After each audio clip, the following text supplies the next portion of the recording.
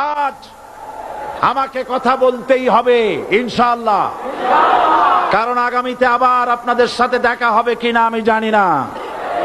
কথা বলতেই হবে। বসেন, কেউ দাঁড়িয়ে থাকবেন না। আমি দেখতে পাচ্ছি বাংলাদেশের ভাগ্য আকাশে উত্তর গগনে কালো মেঘ জমা হয়েছে। ঝড়ের পূর্বাভাস লক্ষ্য করছি। যদি মোকাবেলা করতে না পারেন সক্ষম ভাবে, এমন অন্ধকার গাঢ় কালো অমাবস্যার রাত আসতে পারে যার সুবে সাদেক হওয়া অসম্ভব। সুতরাং আপনারা কি কাপুরুষের মতো কাফের মুশরিকদের গোলামি করে মরতে চান? বিড়ালের মতো 500 বছর বেঁচে থাকার কোনো লাভ নাই। সিংহের মতো 1 ঘন্টা বাঁচতে চাই। আমাদেরকে বলা হয় সাম্প্রদায়িক উস্কানিমূলক কথা নাকি আমি বলি। পত্রপত্রিকা দিছে না তারা? সাম্প্রদায়িক উস্কানি কথা, সাম্প্রদায়িক উস্কানিমূলক কথা বলি। সেই জন্যই বোধহয় শত শত মুসলিম আমাদের কাছে এসে মুসলমান হয়। মানুষে আর বোকা বানানো যাবে না। যাবে কি? আর বোকা বানানো যাবে? তারপর বলছে কি? এরপরে বলছে আমাকে বলছে রাজাকার।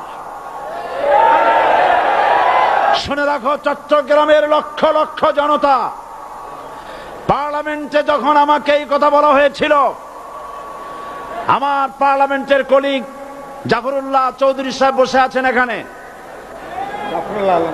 হ্যাঁ, জাফরুল ইসলাম চৌধুরী বসে আছেন পাশে।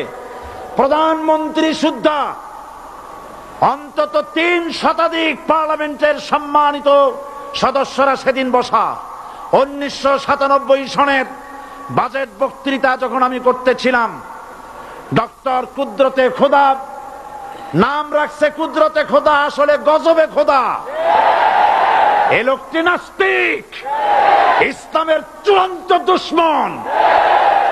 তার প্রণীত শিক্ষা ব্যবস্থার যখন সমালোচনা করছিলাম, ট্রেজারি বেঞ্চ থেকে আমাকে বলা হলো রাজাকার।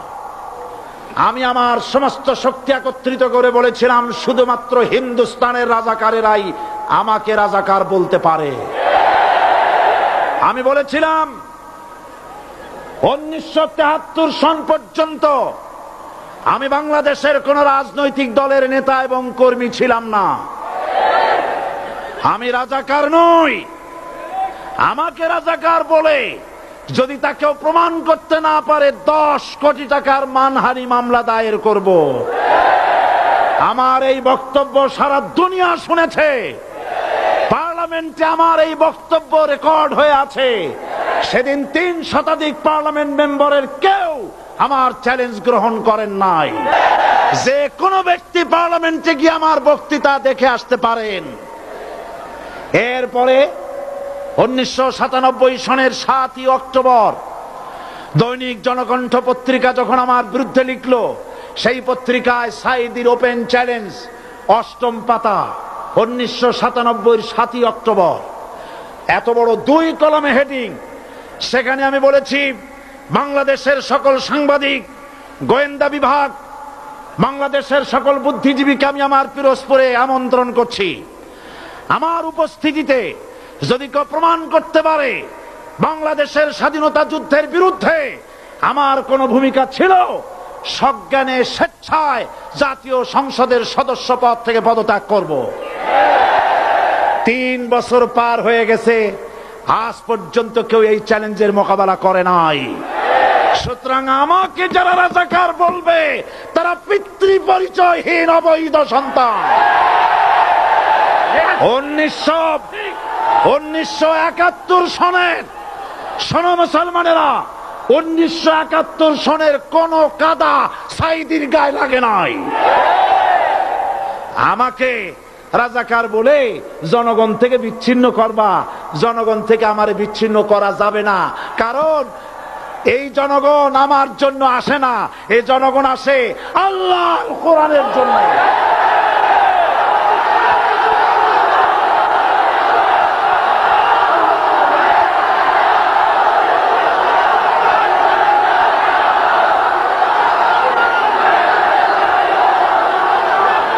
আজকে আর যারা ইসলামের কথা বলে, তারাই রাজাকার, তারাই মৌলবাদী। মৌলবাদী বললে আমরা অসন্তুষ্ট হই না, কারণ মৌলবাদী শব্দটা আসছে মূল থেকে। মৌল শব্দ এসেছে মূল থেকে।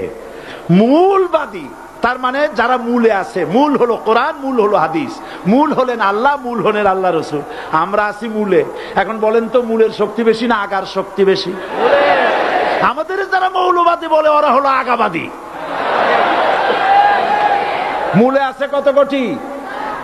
12 কোটি। মূলে আছে কত কোটি? আর আমাদের যারা মৌলবাদী বলে ওই থাকো গাছের আগায়, আমরা মূলে। লাভালাভি বেশি করবা না, 12 কোটিতে গাছের গোড়া আসতে নানা দেবে, মামু বাড়ি দিল্লি গিয়ে পড়বা, বাংলার জমিনে জায়গা হবে না। এ কথা বিশ্বাস করো। বাংলাদেশের মুসলমানদের শরীরে এক বিন্দু রক্ত থাকতে শয়তানের তৈরি করা ধর্ম নিরপেক্ষ মতবাদ বাংলার জমিনে কায়েম হতে দেওয়া হবে না, হবে না।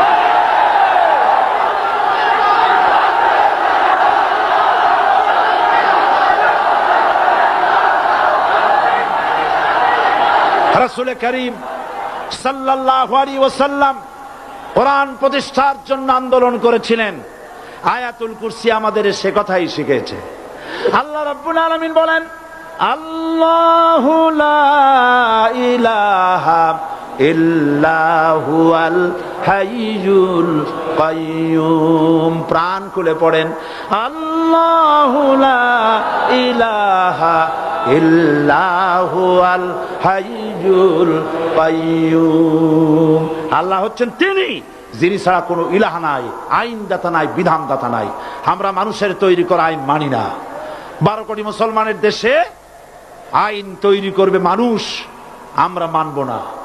পার্লামেন্টে তৈরি হতে হবে কোরআন দিয়ে, পার্লামেন্টে আইন তৈরি হতে হবে কোরআন দিয়ে। সুতরাং ভয় যতই পান আর যতই ষড়যন্ত্র করেন, 4 দল যখন একত্রিত হয়েছে, ঐক্যবদ্ধ থাকবে, সরকার ঐক্যবদ্ধভাবে গঠন হবে, নির্বাচন ঐক্যবদ্ধভাবে হবে এবং কোরআন হবে, আল কোরআনের পার্লামেন্ট হবে বাংলাদেশে।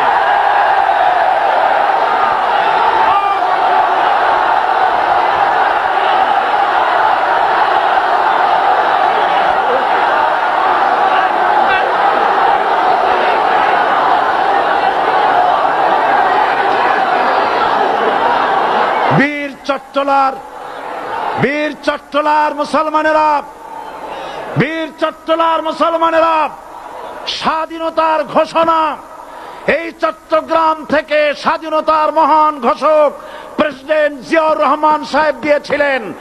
এই চট্টগ্রাম থেকেই ইসলামী রাষ্ট্রের ঘোষণা হবে।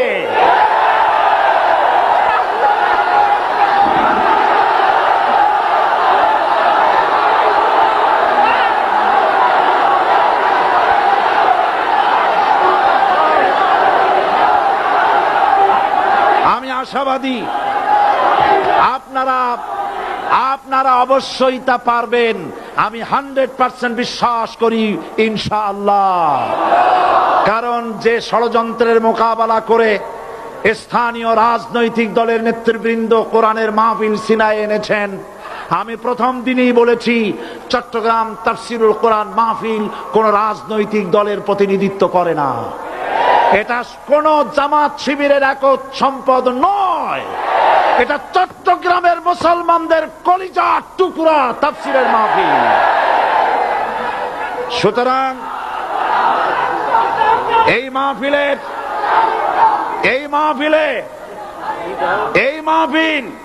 চট্টগ্রামে থাকবে ইনশাআল্লাহ কিয়ামত পর্যন্ত।